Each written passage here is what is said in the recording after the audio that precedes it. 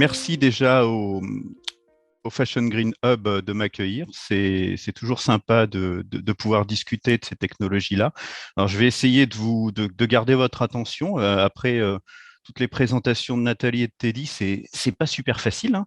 Mais bon, on va tenter en allez, 30-35 minutes de parler des technologies immersives et puis, si vous le voulez bien, de se concentrer sur quelques exemples qui existent déjà. Ça permettra peut-être de plus facilement se projeter dans l'avenir. Alors, juste avant de commencer, je vais faire un petit disclaimer. Moi, je ne suis pas du tout du monde de la mode. J'ai un parcours qui est plutôt, enfin, qui provient plutôt du côté scientifique, du côté informatique. Alors, j'ai eu plusieurs postes qui m'ont permis d'aller dans des directions métiers, mais comme Chloé l'a précisé, j'ai cofondé il y a quelques années, en 2010, ERAPRO, qui est l'association française de promotion de la réalité augmentée, et j'ai un travail de consultant spécifiquement en réalité augmentée depuis 2013. Et comme j'ai toujours un petit peu du temps devant moi, je travaille aussi en biotechnologie depuis 2014 sur une notion de coordination numérique. Donc tout ça pour vous dire, la mode, je ne la connais pas. Donc vous êtes tout à fait qualifié pour intervenir dans le chat si je dis des grosses bêtises, hein. N'hésitez pas à m'interrompre. Moi, ça ne me pose aucun problème. Et pour commencer, juste, je vais vous parler en 2 secondes de ERAPRO, qui est, donc, comme je vous ai dit, l'association francophone de promotion de la réalité augmentée, qui existe depuis 2010 et dont l'objectif est assez simple finalement.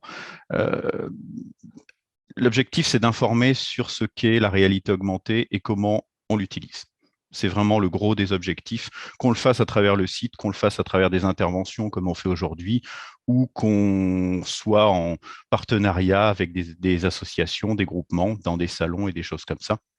Ça permet surtout aux utilisateurs de comprendre ce qu'est la techno et à quoi elle peut servir. C'est pour ça aussi qu'on a un petit, un petit outil qui permet aux gens qui veulent réaliser quelque chose en réalité augmentée, de structurer leur idée pour pouvoir ensuite aller vers des prestataires et surtout tenter de parler le même langage. En tout cas, les aider à ce que les deux parties, prestataires et personnes qui ont des besoins, se comprennent. Donc, si vous avez des besoins, n'hésitez pas à aller sur le site. Vous avez une petite agora, c'est facile, c'est gratuit. Vous détaillez un peu votre projet. On fait un point ensemble et on essaye de voir comment vous pouvez avancer là-dessus. Donc, allons dans le vif du sujet. On va parler des technologies immersives au sens large, et juste avant de rentrer dans les exemples, je voudrais qu'on partage un petit peu ce que sont les technologies immersives. En gros, ce sont toutes les technologies qui vont vous permettre de vivre une expérience immergée dans quelque chose. Alors, dans un monde virtuel, comme on l'a vu beaucoup, dans un métaverse, peut-être, on verra, en tout cas quand le métaverse existera, mais en tout cas, vivre une expérience qui soit augmentée par rapport à la vie réelle, on va dire. Il y a plusieurs piliers aux technologies immersives, dont 2 qu'on connaît bien, les logiciels et le matériel, et 2 qu'on connaît peut-être un peu moins bien, qui sont la diffusion et le contenu. Je fais juste cette précision-là avant de rentrer un peu plus dans le détail, parce que c'est important de comprendre que, comme on l'a vu, aller dans un monde virtuel, par exemple, on va prendre un Second Life, un VR Chat, un Altspace VR. Ça demande évidemment des logiciels. Donc, vous téléchargez le logiciel, vous l'utilisez comme vous voulez. Bref, vous avez un logiciel qui va vous permettre d'y aller. Et ça demande aussi du matériel, que vous utilisiez un casque, des lunettes de réalité augmentée, un ordinateur, un smartphone, peu importe. Vous avez toujours ces 2 notions importantes. Mais ça ne demande pas que ça, et ça ne demande même pas du tout que ça si vous êtes un producteur de ces solutions, puisque pour aller dans un monde virtuel, il faut déjà que vous puissiez y accéder. Il y a une notion de diffusion du contenu qui est important. La notion est importante parce que si les gens, futurs utilisateurs, ne savent pas que vous existez et comment accéder à votre univers immersif, bah, ils n'iront pas. Et puis, juste la diffusion, c'est pas si simple que ça, hein. Vous avez peut-être vu les discussions qu'il y a eu ces derniers mois à propos des stores d'applications, le procès entre Epic Games et Apple, etc. La notion de diffusion, elle n'est pas simple. En tout cas, dans ce domaine-là et dans les applications mobiles, elle est toujours pas complètement résolue. Donc, il faut garder à l'esprit que cette partie-là est pas simple. Et puis, le contenu, je le mets aussi en exergue parce que, étonnamment, c'est souvent la dernière roue du carrosse. On, on pense au contenu quand on a tout imaginé avant. Le contenu, de mon expérience, est plutôt dans les parties de projets de réalité augmentée. Le contenu, c'est souvent entre 70 et 80% du coût général d'un projet. Donc, c'est quelque chose à pas négliger. Le contenu ne se contente pas de créer des modèles 3D, des choses comme ça. Il y a de la narration, il y a du contenu. Vous allez avoir une présentation d'Olivia sur la narration. C'est vraiment quelque chose d'important. Pour ceux qui sont un petit peu, enfin, je sais pas, je vais pas insister beaucoup sur la différence des technologies immersives. Je voudrais juste qu'on soit d'accord pour que tout le monde distingue la réalité virtuelle de la réalité augmentée, sans m'appesantir sur le sujet. Vous avez compris, hein, la réalité virtuelle, vous avez eu des exemples. Vous rentrez dans un univers qui est totalement simulé, avec un casque. Alors, on peut y aller avec un ordinateur, un smartphone. Avec un casque, c'est plus immersif, mais vraiment, vous rentrez dans quelque chose de totalement simulé. Peu importe où vous êtes, à la rigueur, votre environnement réel ne compte pas. Ce qui compte, c'est là où vous allez, ce monde virtuel où vous allez. La réalité augmentée, c'est différent, puisque vous allez augmenter votre monde environnant. Vous allez faire apparaître, par exemple, comme ici, un plan sur une table. La table, c'est la vraie table qui est devant vous. L'objet numérique que vous allez faire apparaître, il va se poser sur ce réel. Donc, on augmente la réalité, on augmente notre perception de la réalité, pour être tout à fait clair. Et forcément, comme je travaille beaucoup en réalité augmentée, je vais plutôt vous parler de réalité augmentée dans la suite. Alors, comme beaucoup de choses ont été dites, je vais essayer de ne pas parler de métaverse. Je vais très peu, quasiment pas parler de mode virtuel comme Nathalie vous l'a présenté, c'est-à-dire des objets complètement virtuels. Je vais me rattacher un peu au physique, on va dire. Et puis, je ne vais pas parler de NFT puisque Teddy a bien expliqué ce que c'était. Donc, ces concepts-là, on verra dans les questions, mais c'est pas, ça ne va pas être le cœur de mon sujet. Et juste pour vous dire, mais ça, je vais repréciser ça. Hop, je vais y arriver. Voilà, la réalité augmentée en pratique, c'est ça. On est d'accord. Si vous avez encore un doute, vous voyez que le modèle de montre là, il n'est pas réel, il est virtuel. Par contre, tout l'environnement, le bras, la table, tout est réel. Donc là, on est pile poil dans une expérience de réalité augmentée, basique, on va dire, en tout cas extrêmement simplifiée. Donc, maintenant qu'on a dit ça, on va pouvoir rentrer dans une petite dizaine d'explications, en tout cas d'exemples, pour voir un peu ce qui s'est fait ces 2 dernières années, principalement. Juste avant de commencer, Chloé vous l'a dit, je suis curieux de savoir comment vous voyez l'utilisation des technologies immersives dans la mode. Et je vous propose, vous le voyez dans le chat, un lien où vous pouvez juste mettre un mot qui décrit ce que vous voyez de l'utilisation des technologies immersives. Vous pouvez le faire durant toute la présentation et je vous propose qu'à la fin, on prenne un peu de temps pour voir ce qui est sorti de cette discussion-là. Donc, comme j'ai déjà fait une intervention en 2017 avec l'association pour parler des technologies immersives et de la réalité augmentée, j'ai repris un peu ce que j'avais mis dans la précédente intervention et puis j'ai essayé de voir entre 2017 et entre 2021 ce qui a changé à travers 3 éléments. Il faut bien structurer les choses, hein. Teddy vous l'a dit, il y a beaucoup de choses. Teddy et Nathalie vous l'ont dit, il y a beaucoup de choses qui se passent. Donc, j'ai gardé 3 éléments qu'on va survoler un peu vite, mais bon, on va essayer de se concentrer sur l'essayage virtuel pour savoir qu'est-ce qui a changé en 3-4 ans. On va forcément parler du magasin, parce que ce qui m'intéresse quand même, c'est la notion de magasin, de retail, comment le magasin prend en compte cette évolution et comment il se l'approprie. Et puis, entre les deux, je ferai un petit point sur le défilé. Alors, Nathalie vous a présenté des choses, je ne reviendrai pas là-dessus, mais c'est toujours intéressant de parler du défilé, en particulier dans le domaine de la mode, parce que dans une période compliquée, je vous apprends rien sur les 2 dernières années, le défilé concentre quand même pas mal de complications supplémentaires. Il doit être international, il doit faire venir des gens, il y a tout un tas de trucs. Donc, c'est intéressant de voir la façon dont les marques ont géré un petit peu ça. Alors, commençons, si vous le voulez bien, par l'essayage. Le fameux Virtual Try-On, vous le connaissez. Qu'est-ce que c'est? C'est pas nouveau, ça je vais pas vous l'apprendre. C'est pour ça que j'ai sorti ma petite vidéo d'Atoll en 2007 qui vous permettait de récupérer les lunettes. Alors, juste un truc, il y a beaucoup d'exemples dans ce que je vais vous donner, mais ma présentation, comme vous voyez, il y a chaque fois des liens pour aller voir les exemples et ma présentation sera disponible en PDF. Donc, ne vous embêtez pas à récupérer les exemples. L'organisation vous donnera tout pour que vous puissiez récupérer juste ce que vous voulez. Donc, le virtual try-on, l'essai virtuel, pardon, l'essayage virtuel, c'est simple, on le connaît, c'est de la réassurance, c'est pour permettre aux gens de tester avant d'acheter.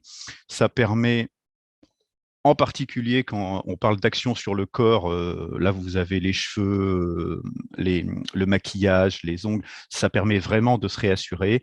Et pour les chaussures, pour les choses comme ça permet aussi de faire un test et de voir que ça fonctionne. Alors, le virtual trial, l'essayage virtuel, décidément, comme je vous l'ai dit, c'est pas nouveau. Depuis plus de 10 ans, on voit régulièrement des choses se faire. Qu'est-ce qui a changé ces 2 dernières années à travers des applications? Je vais laisser tomber un peu les miroirs parce que avec 2 ans où les magasins ont été quand même pas mal fermés, on verra que dans les magasins, ça a été un peu dur d'innover. Mais en tout cas, plutôt côté utilisation du smartphone, qu'est-ce qui s'est passé? Principalement 3 choses, en tout cas à mon avis, et vous me direz si vous êtes d'accord avec ça. Il y a une émergence assez forte de l'utilisation de tous les outils portés par les réseaux sociaux. Le premier filtre Snapchat, c'est 2015. Ensuite, tous les réseaux ont suivi l'effet filtre pour avoir de l'animation. Et à partir de 2017, il y a eu une vraie explosion avec la mise en place dans à peu près toutes les plateformes d'outils de création simples. Donc, ça devient de plus en plus simple de créer des choses. Vous voyez ici, alors j'ai mis du Snapchat, alors ça doit être comment ça s'appelle? Je ne veux pas dire Facebook, c'est Instagram, c'est Instagram qui appartient à Facebook qui s'appelle Meta, voilà. Et puis les derniers en date, vous l'avez vu, hein, c'est les filtres TikTok qui sont arrivés il n'y a pas longtemps, avec les mêmes possibilités. Évidemment, ces filtres-là ont été récupérés par le domaine de la mode et de la beauté pour faire de l'essayage augmenté ou de l'essayage virtuel. L'intérêt, vous le comprenez assez rapidement. Teddy, Teddy a bien précisé une chose toute simple. Facebook, près de 3 milliards d'utilisateurs. Toutes les cibles étant sur ces réseaux-là, c'est un petit peu normal que les marques aillent sur ces réseaux-là pour proposer des choses à leur couleur. Le coût d'entrée est relativement faible. Avec les outils de création, maintenant, vous pouvez avoir des filtres pour moins de 1 000 euros. Alors après, ça dépend de la qualité, mais n'importe qui peut faire des filtres et peut le pousser sur ses réseaux pour l'utiliser. Facile d'utilisation, parfait pour une campagne one-shot. Vous sortez un produit, vous sortez quelque chose. Ça, c'est vraiment une des grandes tendances. Techniquement, c'est même les filtres sur les réseaux sociaux, c'est le premier usage de la réalité augmentée aujourd'hui dans le monde. C'est dire s'il y a des utilisateurs. Un deuxième point qui a évolué, c'est tout ce qui est utilisation de la réalité augmentée sans application. C'est-à-dire, vous êtes dans ce qu'on appelle le WebXR. Les premiers développements, c'est du côté de 2014, plutôt pour la VR. Et à partir de 2018, le consortium WebXR s'est constitué pour proposer quelque chose d'à peu près solide, c'est-à-dire que c'est à peu près équivalent sur tous les navigateurs. Il y a encore des trucs à faire, mais c'est un peu comme au bon vieux temps de l'Internet, on va dire. En tout cas, le WebXR a ceci d'intéressant, c'est que l'expérience se passe à partir d'un lien Internet, d'une URL. Donc, vous mettez un QR code, vous passez un lien sur les réseaux, la distribution est ultra facile. Le déclenchement est ultra facile, puisqu'il n'y a rien à télécharger. Et comme la norme est en train de se diffuser, le coût d'entrée de ces applications devient aussi assez raisonnable pour faire des premières campagnes. Comme je vous l'ai dit, il y a quelques limitations en fonction des smartphones, mais il est très probable quand même que cette façon de proposer une expérience de réalité augmentée pour la mode et pour le reste, là vous voyez une campagne CEA, il est très probable que cette façon de proposer une campagne devienne assez importante dans les années qui viennent parce que ça simplifie énormément la prise en charge par l'utilisateur. Vous savez tous que télécharger une application sur un smartphone, c'est un acte qui n'est pas anodin, qui n'est pas simple. Et pour faire télécharger une application à un utilisateur, il faut lui donner l'idée que la valeur sera vraiment importante. Alors c'est pour ça aussi que les applications ne sont pas mortes, il ne faut pas croire ça pour faire de la réalité virtuelle, de la réalité augmentée, etc. Alors je garde toujours, je l'avais déjà présenté en 2017, le cas de Perfect Corporation, parce que avec leur outil qui s'appelait UK Makeup, ils ont évolué depuis presque 10 ans maintenant pour vraiment renforcer les fonctionnalités de leur application, ce qui fait qu'aujourd'hui, vous n'avez plus une application de test, d'essayage virtuel, mais dans le cas de YouCame, vous avez une application qui va analyser votre peau, qui va vous donner des conseils de maquillage, qui va vous permettre de faire du live sur les réseaux, etc. en un. Là, ça marche pour le maquillage. Vous avez des applications de ce type-là plutôt côté bijoux. Et on n'est pas loin d'avoir les mêmes applications pour le côté mode au sens vêtements avec essayage. On a déjà vu pour les chaussures. C'est assez simple, les chaussures, c'est assez rigide.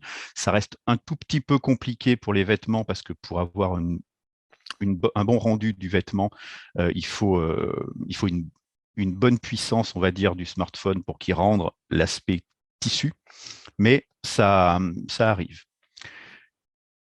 Et puis, un petit truc aussi, alors je suis désolé, je vous parle beaucoup de maquillage, mais il y a eu quand même pas mal de choses faites sur le maquillage ces 2 dernières années, donc c'est intéressant d'en parler.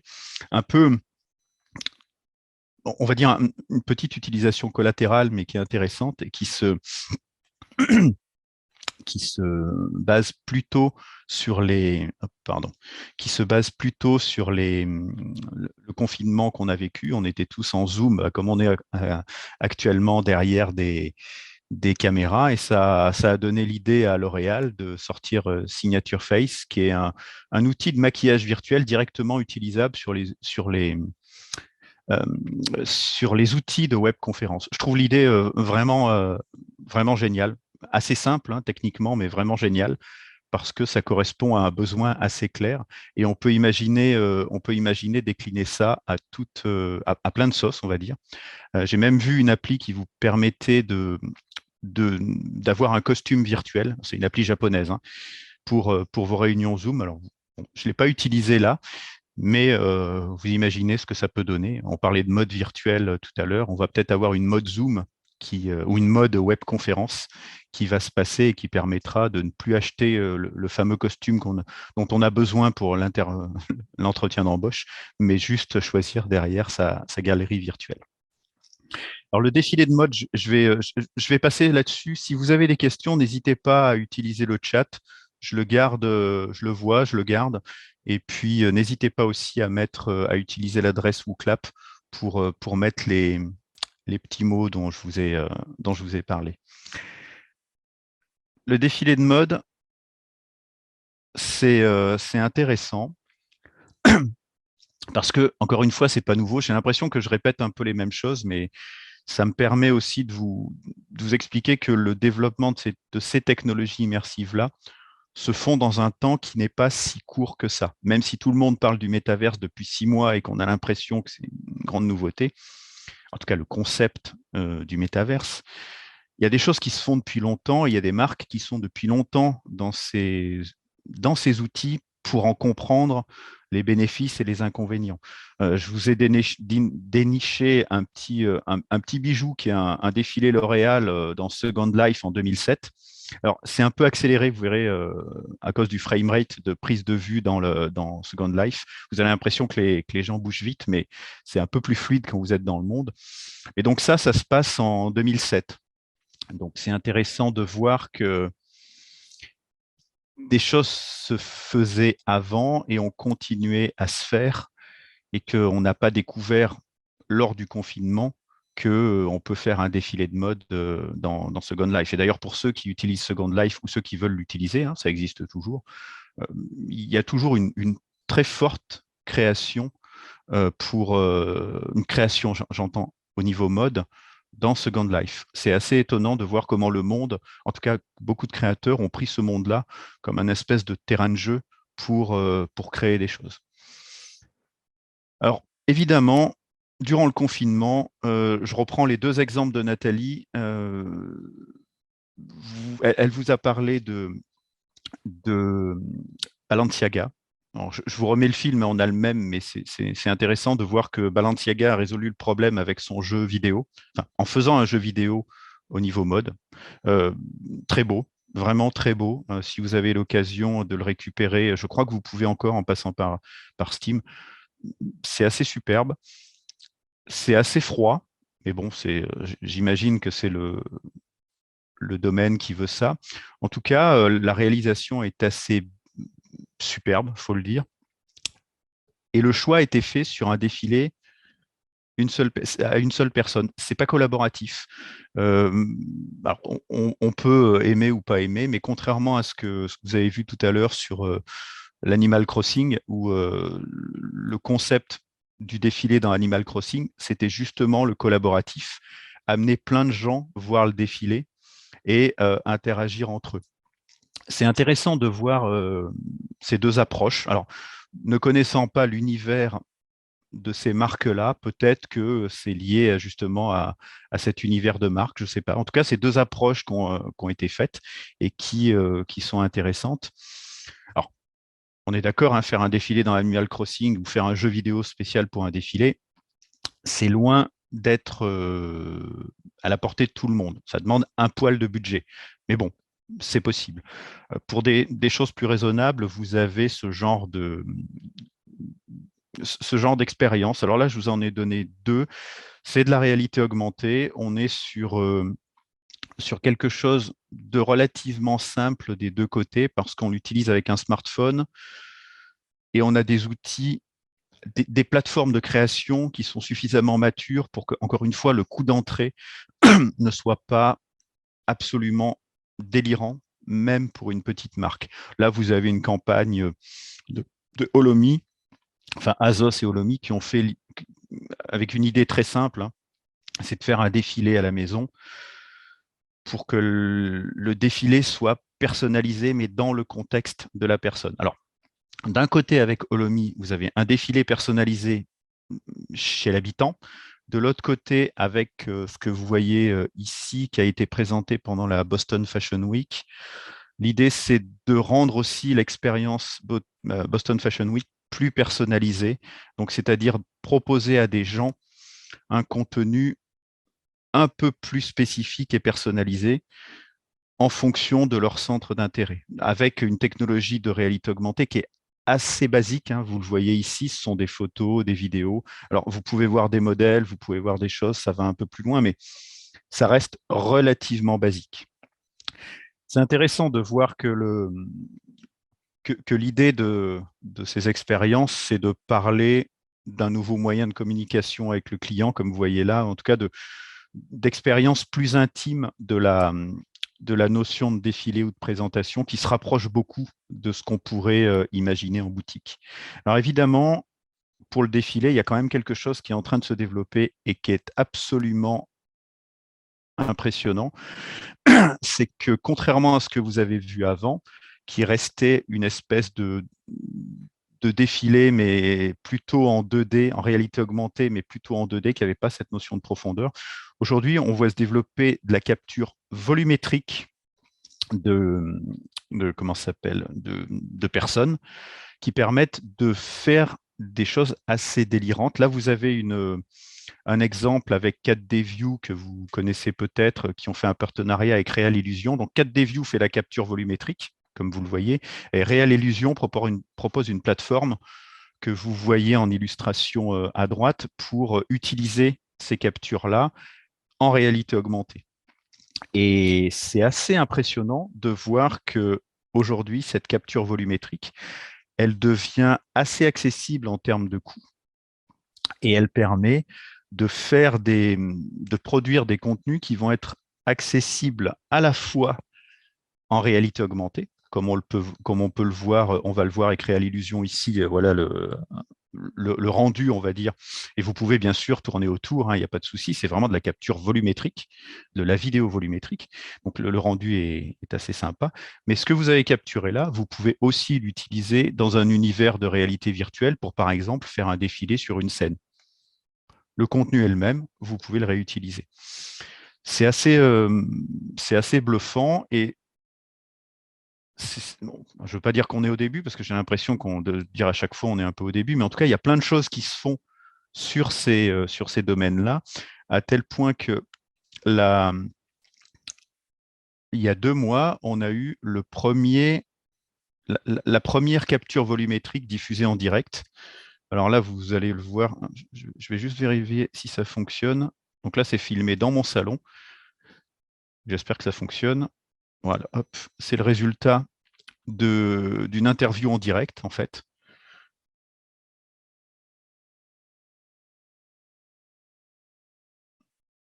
Vous voyez, c'est tellement en direct et filmé à l'arrache qu'on entend même quand on tousse. Donc ça, c'est filmé, les 2 personnes là sont filmées dans une chambre verte et sont diffusées en direct. Donc ça veut dire qu'ils ont la capacité, un peu comme on fait en ce moment, de réagir aux spectateurs. Donc on pourrait imaginer avec ces combinaisons-là de faire un défilé qui soit interactif, avec des vraies personnes qui présentent des choses, mais qui soient capables de réagir aux, aux demandes de l'audience. Alors, on est d'accord, c'est encore un peu prototypal, hein, 8wall qui propose ça à quelques studios de capture dans le monde. Pour diffuser ça, il faut une bonne bande passante, mais quand vous êtes côté utilisateur, la réception, elle n'est pas si enfin, la réception, elle est relativement facile. Elle ne vous demande pas un réseau si fort que ça. En tout cas, si vous êtes intéressé, je vous invite à aller sur le site de 8wall, puisqu'évidemment, ce qui est diffusé en direct est enregistré et peut être utilisé après, hein, bien sûr. Et donc, vous pouvez tester le rendu chez vous pour voir ce que ça donne. Donc, vous voyez ce concept de capture, ce concept de défilé, de choses comme ça, pareil, il est en train de se modifier et pas uniquement dans des mondes complètement virtuels. La mixité monde réel, monde virtuel ou monde réel, augmentation, est en train de bouger aussi. Ce qui nous amène à la troisième partie, c'est le magasin. On peut se demander ce qui se passe, ce qui va se passer, ce qui s'est passé dans le magasin. Alors, j'introduis ça avec un petit sondage, enfin une enquête qui a été faite par Snapchat sur l'avenir du commerce et qui répondra peut-être à une question que j'ai vue passer dans le chat tout à l'heure. Quels sont les utilisateurs quel est l'âge moyen des utilisateurs de ces différentes solutions? C'est intéressant de voir que après pas 2 ans de confinement, mais 2 années relativement chaotiques en termes d'ouverture des magasins, de crise sanitaire, de restriction des déplacements, les personnes qui répondent à ces sondages se disent que finalement, l'achat en ligne l'utilisation des outils en ligne est pas un phénomène, comment dire, transitoire. C'est pas un épiphénomène. Les 2 ans qu'on a vécu, je pense, ont été un point de basculement sur l'achat en ligne. Alors ça peut être un peu étrange de dire ça puisque ça fait quand même des années que l'achat en ligne existe. Simplement, par contrainte, beaucoup de gens ont été obligés à agir à distance et se sont rendus compte finalement que cette action à distance, si, comme ça a été dit, elle ne remplaçait pas toutes les actions réelles, pour certaines, elle les remplaçait avantageusement.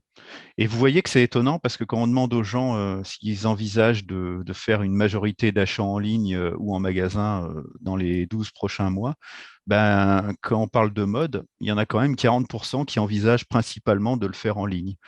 Et ben, je vous laisse regarder, je vous laisse regarder les chiffres en fonction des âges et des catégories, hein.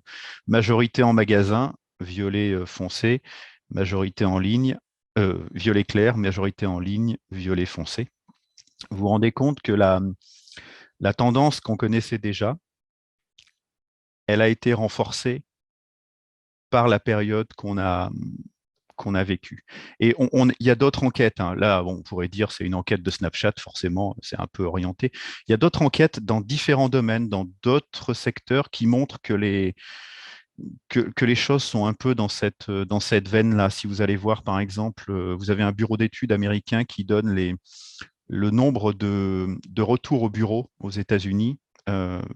C'est assez intéressant de voir qu'il y a un avant et un après. Même au moment où, avant tous les variants et les trucs comme ça, il y avait vraiment un regain de retour au bureau, les choses sont différentes de ce qu'on avait avant la pandémie. Et puis, vous avez, si vous cherchez un peu, vous avez une enquête aussi de WizEvent qui a été faite à la fin du premier confinement en France euh, et qui questionnait les gens sur leur retour aux activités sociales, quelles que soient les activités, hein, réunions de travail, aller faire du sport, aller à des concerts, faire du shopping, etc. Et les résultats montrent que oui, les gens veulent retourner à des activités sociales, mais que toutes les activités sociales ne génèrent pas ou n'engendrent pas la même envie de retourner. Et quand vous regardez celles bon, qui engendrent le moins d'envie, vous avez souvent tout ce qui concerne le commerce et l'achat, et puis les salons professionnels. Donc c'est intéressant d'avoir ça en tête. Alors qu'est-ce qui s'est passé dans les magasins sur les 2 dernières années? Alors, encore une fois, c'est très personnel, hein. Je trouve qu'il ne s'est pas passé tant de choses que ça. Alors c'est vrai, on va laisser passer 2020 où là tout était fermé, c'était un peu dur de faire des choses, mais finalement il ne s'est pas passé tant de choses que ça. On a cherché un peu les idées pour pour faire revenir les gens au magasin. Alors il ne s'est pas rien passé, hein, bien sûr. On a trouvé des concepts de ce style-là avec des pop-up stores, des utilisations de la réalité augmentée. Lancôme a lancé sur les Champs-Élysées dans une boutique, alors je ne sais plus si c'est sa boutique ou une boutique virtuelle, enfin une, une attraction, une expérience en réalité augmentée qui était absolument superbe, hein, qui s'appelait une balade à Grasse pour comprendre les parfums.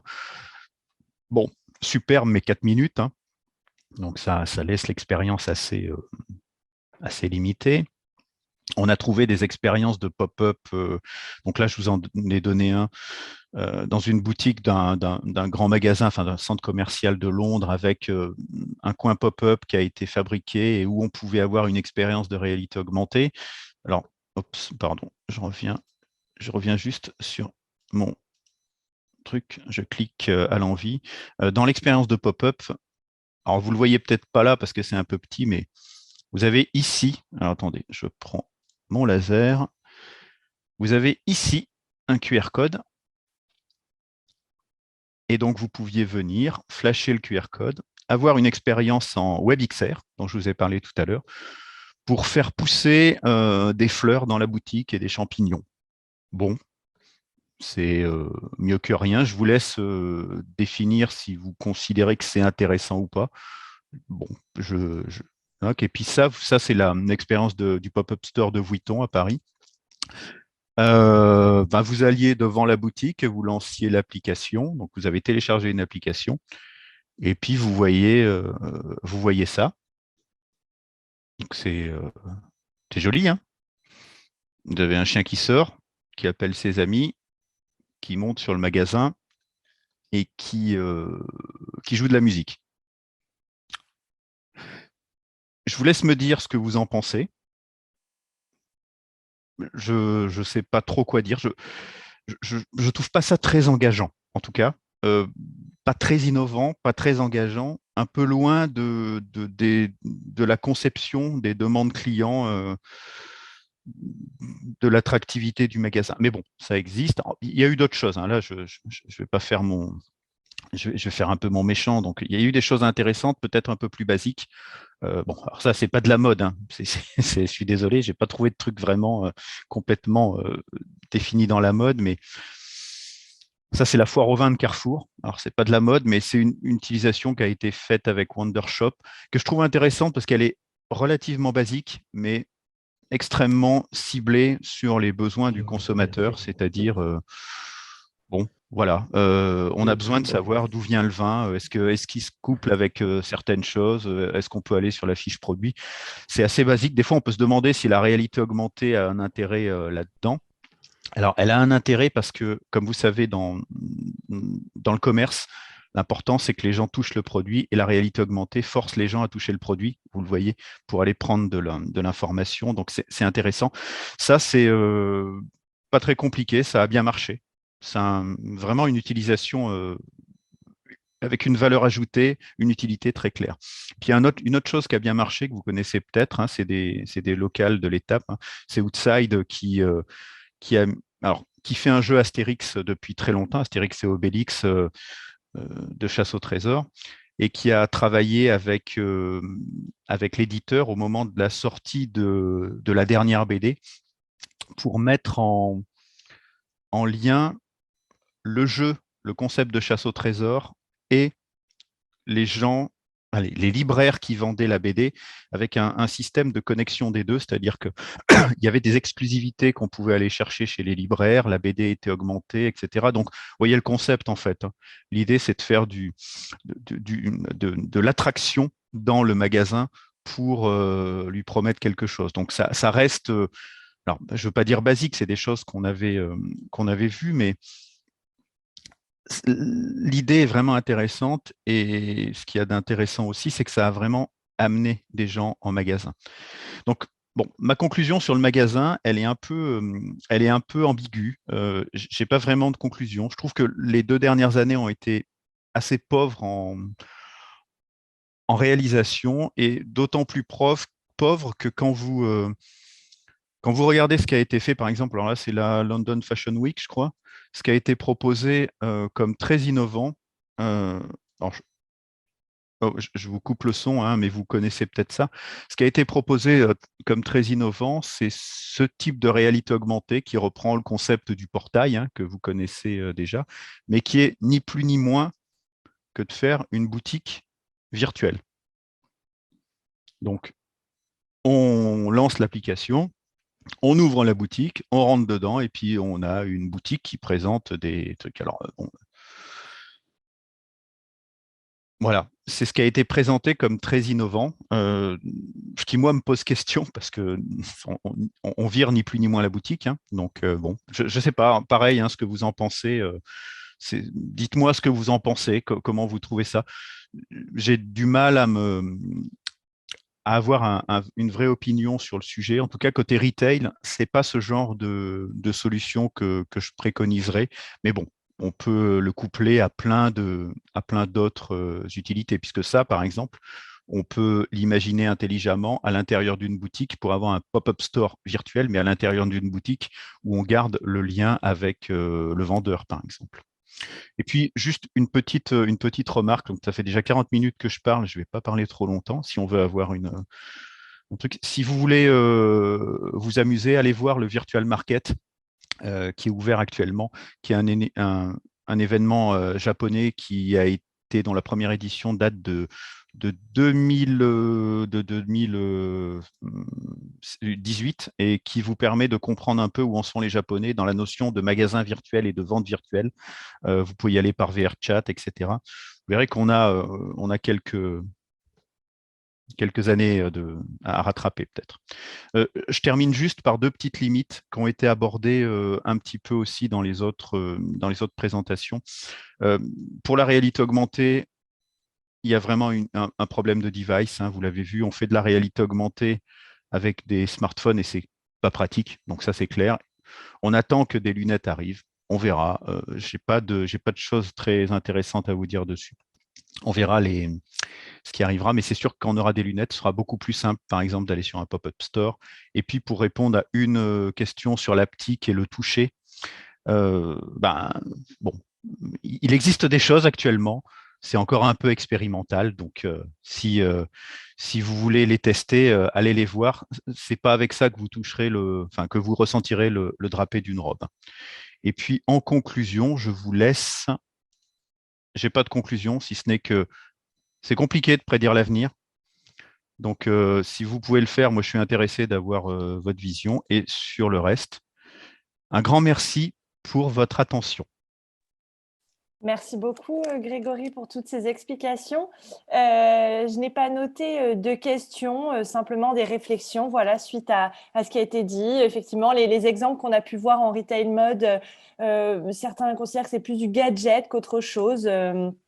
C'est vrai que sur les animaux qui sortent de la boutique et qui jouent de la musique, je pense que c'était par rapport à cet exemple-là, Ouais. notamment. Alors, voilà le résultat, j'en profite. Bien sûr, allez-y, allez-y. Donc, voilà le résultat de ce que vous pensez comme qu'est-ce qui caractérise en un mot les technologies immersives dans la mode. Donc, c'est très large, hein. On parle de conseils, de simulation, d'essayage, d'expérience client, de futur, de durable aussi. Ça, c'est intéressant de voir que ça peut être un élément durable. J'espère que ça le sera. C'est intéressant de voir les mots. Il me semble qu'il y en a eu un autre, je ne sais pas s'il a été repris ici. J'avais vu quelqu'un mettre accessibilité Oui, j'ai vu dans ouais. le chat. Ce qui est tout à fait vrai, ouais. Ouais. Eh ben, c'est intéressant de voir les mots qui ont pu ressortir. Alors, j'ai vu juste une question pour les filtres Snapchat et les choses comme ça. Vous avez mes coordonnées. Aujourd'hui, il y a plein de prestataires qui vous proposent des filtres sur toutes les plateformes de réseau social. Donc, c'est pas compliqué d'en trouver. Et c'est pas les coûts, comme je vous l'ai dit, sont vraiment c'est un vrai accordéon, quoi. Entre pas grand-chose et beaucoup trop, vous avez à peu près toutes les possibilités.